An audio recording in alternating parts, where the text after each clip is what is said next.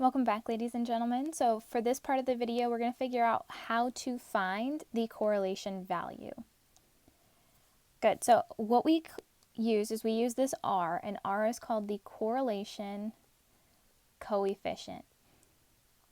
So the closer this correlation coefficient is to a value, the stronger the correlation versus the weaker the correlation.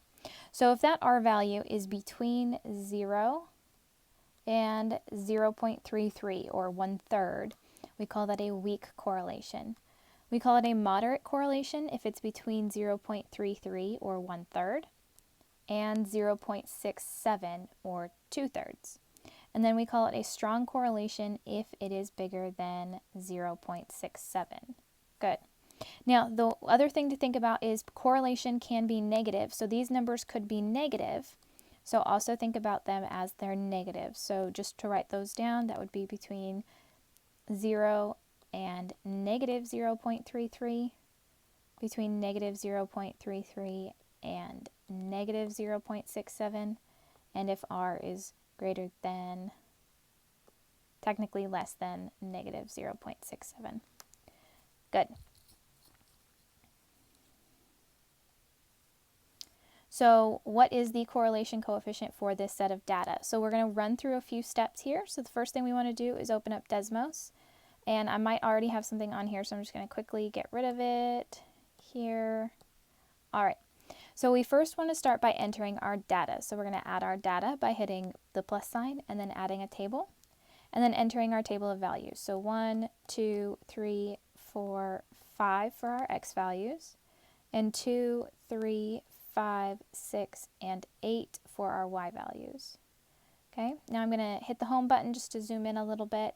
And then it says, what is the correlation coefficient? So here's where we have to run our linear regression. So if you're looking at the notes handout, it tells you enter the data and then type in this equation exactly. So you're going to go y1, and then you're going to hit this ABC button and the squiggly line, and then mx1 plus b. And the reason why we use x1 and y1 is because up here on our table it is x1 and y1. If we changed those to x2, y2, we would want to change the ones in the formula as well. So then we want to look at the correlation coefficient, which is that R value. So in this case, our R value is 0.9934. So what does this say about the strength of correlation? Well, is that really close to 1?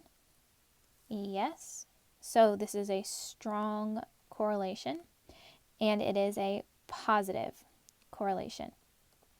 Now, the other thing about this regression equation is it also goes ahead and tells us what M and B are supposed to be for this line of best fit. So we're going to write out our equation using y equals mx plus b. But we know that M is 1.5. So we're going to get rid of M and put 1.5. X, and we know our B is 0.03. So that is our line of best fit. And now we want to make a prediction using that line of best fit. So what will be the value of Y when X equals 28? So we want to go ahead and look here. And one trick I like to do is, because in test mode you can graph either X equals or Y equals, I like to use X equals 28. And now we've got a system of equations. Those two lines intersect at a point. Where do they intersect? At 28, 42.3. So what is the value of Y there? 42.3. Perfect. All right, let's go ahead and take a look at a second example. So our second example here, we've got another set of values. So I want you to go ahead and try this example in your notes, please.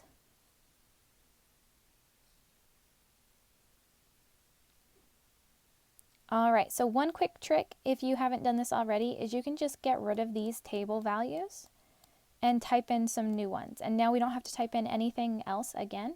So we're going to put 10.8, 12.6, 18.3, 25.8, and 16.2.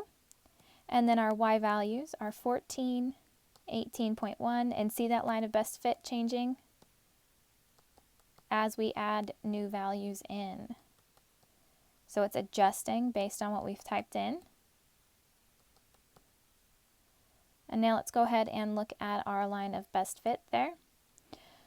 And it calculates an R value for us. So in this case, the R value, our correlation coefficient, is negative 0.9325. So what does this say about the strength of the correlation? Well, that is a strong correlation. And it is negative because the line is going down. So what is the equation for the line of best fit? So we take our M and our B values. So y equals, and then it says M is negative 0.940539. So we're going to round to the nearest hundredth, which is 2 decimal places. So this is going to be negative 0.94 x, and then our B value is 27.2046, and once again we're going to round to the nearest hundredth, or 2 decimal places, which would be positive 27.20. Perfect. And now it wants us to make a prediction again. So it says, what will be the value of x when y equals 22? So we can again just graph y equals 22. It pulls up a system of equations where the 2 lines cross, and we are given our x value is 5.534 and our y value is 22. So what will the value of x be when y equals 22? Well, it will be 5.5. And the reason why I rounded to the 10th on this one is because all of these x values are rounded off to the nearest 10th. Perfect. All right, so we also have word problems here. So we've got the table below shows the amount of Krabby Patties made by SpongeBob for each year he's worked. Graph the data on a scatter plot, find the line of best fit, and write the equation for the line you draw. So we're going to go ahead and make a scatter plot in Desmos. So we're going to get rid of our table of values. And we're going to type in 1, 2, 3, 4, 5, 6 years. And he's made 6,500 the first year, 7,805 the second year, 10,835 the third year, 11,230, 15,870, and 16,387.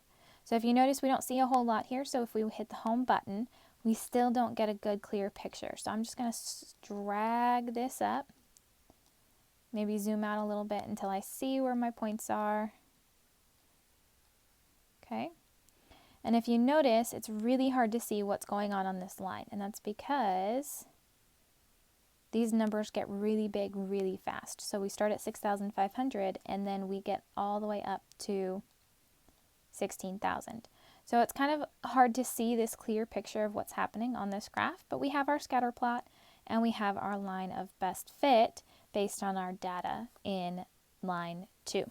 So it says, what does the correlation coefficient indicate about the strength of correlation between years worked and Krabby Patties made? So the correlation coefficient is R equals 0.9763. So that tells us there is a strong correlation between the years worked and the number of Krabby Patties made. So SpongeBob did such a great job that every year the number of Krabby Patties he makes goes up because he makes just such great Krabby Patties.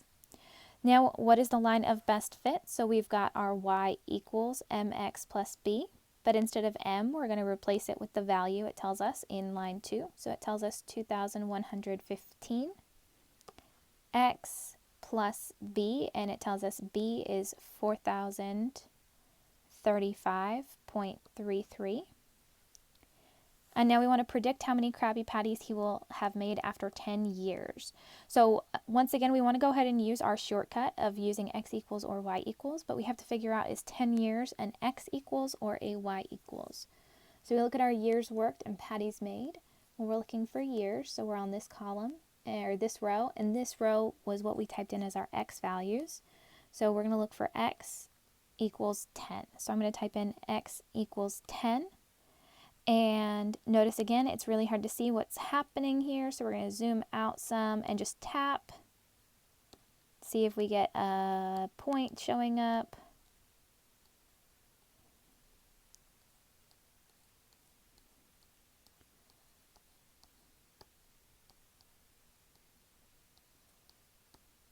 He's going to make a lot, apparently.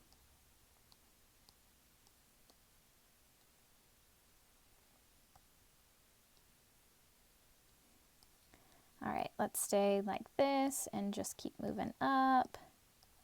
Now, another quick trick is if you hit this settings button, you can change what Y values you're looking at. So since we're already at 16,387 at 6 years, let's start there.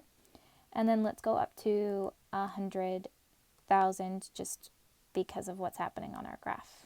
Okay, so now we can just hit that off, and now we can clearly see right there's our intersection. So it says he's going to make 25,185.333 Krabby Patties. Now, because he's not going to only make a third of a Krabby Patty, we're going to go ahead and round it off to the nearest whole. So it's going to be 25,185 Krabby Patties. Perfect. All right, so at this time, you can go ahead and get started on your correlation and linear regression classwork. If you have any questions, you can email me in Canvas or get on Zoom tutoring Tuesdays and Thursdays from 3 to 4 p.m. So if you have any questions, let me know. Otherwise, good luck on your assignment.